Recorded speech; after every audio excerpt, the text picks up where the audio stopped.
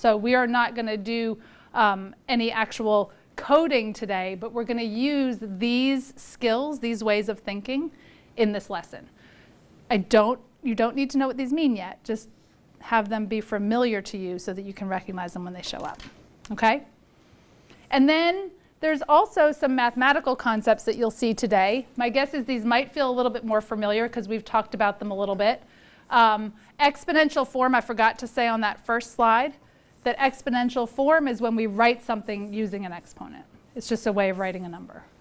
Okay? Does anybody have any parting questions or thoughts or things on your mind that you want to share?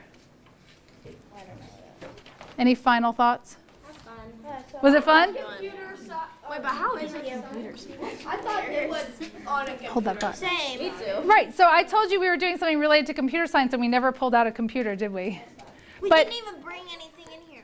But what we did do was we thought about math in a slightly different way, right? We thought about math using a slightly different way of thinking that allowed us to get to this final part. So computer science isn't always about using a computer to write a code. Sometimes we have to be able to approach a problem in a certain way in order to be able to do that. So when you take computer science courses in high school, which I hope that you will do, you will find that you're not doing all of the work just in writing code. You've got to learn how to approach a problem as well.